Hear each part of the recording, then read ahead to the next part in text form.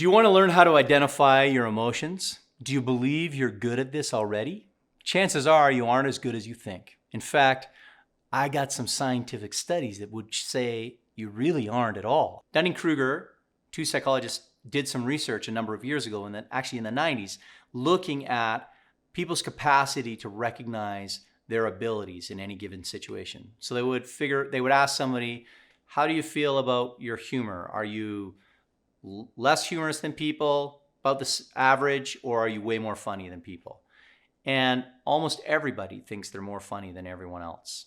Isn't that funny? Because not everybody can be. Same thing with everybody that thinks, am I emotionally intelligent? Oh yeah, I'm way more emotionally intelligent than most people. Most people are idiots. That's what we think. The truth is, the more we think we're on top, the less likely we are. The more you think, I am the man, the less likely you are the man. And I'm not suggesting that you be self-deprecating and walk around and say, oh, I'm no good.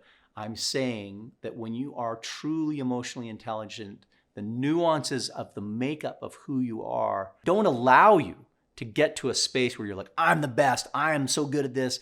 They allow you to truly have a realistic view of where you are.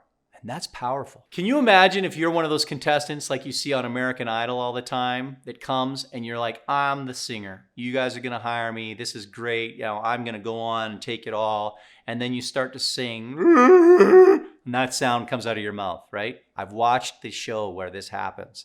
And then Simon Cowell will eviscerate you on national television and you're going to be embarrassed. The interesting thing when that happens is, in most cases, this horrible singer meets Simon Cowell, who knows his industry, who has an ear. He's the guy that when he says you're good, everyone's like, yes, he likes me. Now I know I'm good. And when he says you're bad, you know you're bad, right? He's that guy. But when you are faced with criticism from him, you meet his criticism with disdain because he doesn't know what he's talking about. Now, I would suggest there's a person that is suffering from a lack of emotional intelligence. They're not capable of seeing where they truly are. He is saying to you, get lessons. You need help with your tuning. My tuning's excellent. I happen to have lots of people that applaud for me when I sing. Well, maybe stop performing for your mother and perform for people that, aren't going to applaud. Or like in this room, we're going to tell you, no more performances, right? We do these types of things to ourselves all the time. Those poor people that get exposed on national television doing that are just representatives of all of us.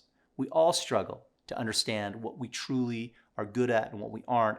And the more emotional intelligence that we build, the more ability we have to identify our emotions is actually really the pathway that allows you to develop your emotional intelligence and get to a place where you can accept, oh, okay, I hear you.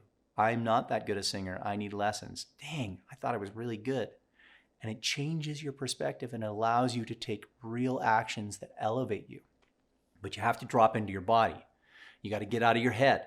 Your head is going to tell you, you're great, you got this, you keep going, blah, blah, blah. But your body will tell you, yeah, you're nervous. Your voice wasn't coming out well because you're shaking. All of the things that you need to hear or know about are right there for you. But you have to open yourself to them. You have to feel them. And ways to do this are numerous. In fact, for many years, I believed that meditation was the cheat code to developing emotional intelligence. I'd read many books that give you templates for how to engage in an emotionally intelligent way in the workplace.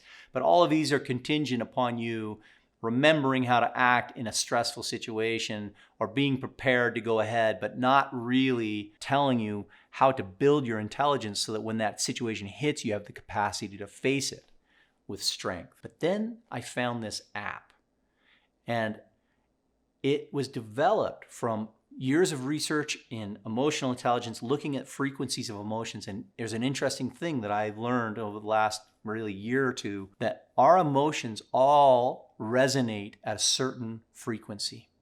And those frequencies of our emotions can be heard within the vocal cords of our voice. So all of the emotions that I have, that I'm speaking to you, you may be picking up on some of it. Maybe you're picking up on the fact that, hey, this guy's confident, or maybe you're picking up on the fact that this is my last video and I'm done, and I'm excited that I'm almost done for my day. Yeah.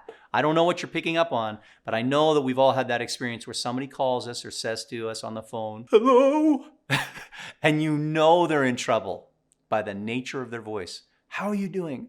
I'm fine. Oh my goodness, I need to come help you. You ignore the words, you sense and hear the emotion only. That's what this app does. It senses and feels the emotion because it can measure the frequency of the vocal cord vibrations that come out of your throat, which tells you the template of emotions that you carry in your body. I still struggle to fully identify my state of fear at times, or my state of happiness, or my state of sadness. I still tend to want to push those uncomfortable things away until they get to a breaking point where I feel the burden is big enough that I should allow it to be felt.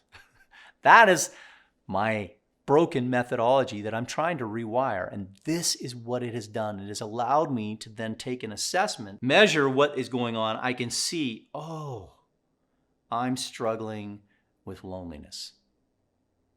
What do I need to do? I can drop into my body. I can feel it. And in expressing that feeling and knowing that it's there, instead of staying in my head or blocking it, it releases within me. The feeling of the emotion resonates out of me, and then I can move beyond it. And you get to learn how to master your emotional state by seeing this reflected and then bouncing back and forth. Many cases, I've looked at it and felt like, man, this isn't working because it's wrong. But then as I look at what it's saying I'm struggling with and really open myself to it, I realize, oh my gosh, I'm avoiding this. I am like the people I started with saying, yeah, I got a good sense of my emotions. I'm good. Everything's fine. And it isn't. That is something most of us struggle with at some level. And this app very quickly dives you into that process where you begin to recognize the state that you're in. And then you can handle it. Then you can process it. Then you move beyond it. And you can go from struggling in a short time to knowing what your emotional state is, giving yourself the space to process that, and moving to your next level. I'm going to give an example of how this app has helped someone other than me too, because it's been used, these people that developed have been using it with athletes, athletic teams, HR departments, all kinds of people that have used it. And I was speaking to some people that were using it, and this one woman I was talking to, she called me the other day just to kind of go over findings. She said, you know what, this app says that I'm struggling and I feel fine. And I don't understand why I says I'm struggling when I'm feeling fine. And I said, okay, well, let's look into it. So we went to the emotions that were the low vibration emotions like fear and stress and anger. And we looked at hers where it was the most significant, the most troubling one. And she clicked on that and looked at that. And then I said, so when you look at that and it's telling you you're struggling here, what is it that you're struggling with? And in her situation, it was the actual feeling of the emotions that she was struggling to do. She was quite aware, she was expressive of what was going on, but she was not allowing herself to drop in and feel that emotional state that was present. And that simple unwillingness within herself, because it's uncomfortable, to open her heart to feel what it was that she needed to feel, was blocking her ability to thrive. She had been in a state of thriving, just blowing it out to this struggling state. And she was like, what? No, I'm still thriving. I'm busy. I'm working. But even as she talked, I could see that she wasn't thriving. I could feel it as she spoke to me.